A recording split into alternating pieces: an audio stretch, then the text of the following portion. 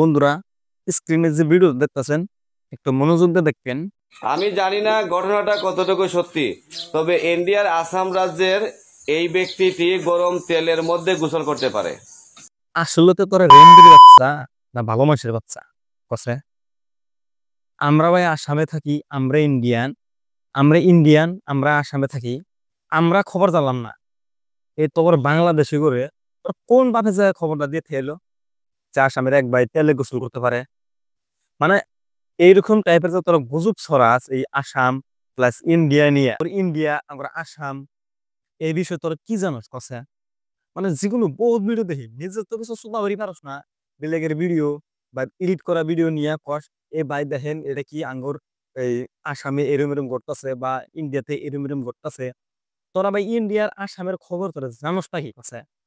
তোর মতো কিছু বাংলাদেশি এই কন্টেন্ট ক্রিয়েটর বা ইউটিউবার তখন দেখলে এলাকা মন কয় একটা একটা একটা সোফা যাচ্ছে নাফতি মারি যে তো কিছু পারবি না। মানে খালি মাইসের বস্তু নিবি, হ্যাঁ মাইসের কন্টেন্ট চুরি করবি আর মানে একখানে লাগাই দিবি। মানে হাসা কথা হোক আর না হোক, মানে ওটা কয় লাগবো তো করে তোরা ভাই সাংবাদিক না কি কিছু দিশাবে না তগর বিষয়, তগর মাথার মধ্যে কিছু আছে কি না, মানে আমরা দিশাবে না। এটা সবকিছু তোরাই বুঝোস, বাংলাদেশি ভাই, সব তোরাই জানোস। মানে তগর ব্রেন মানে ভরপুর ব্রেন, তগর মাথার মধ্যে খালি ব্রেনই।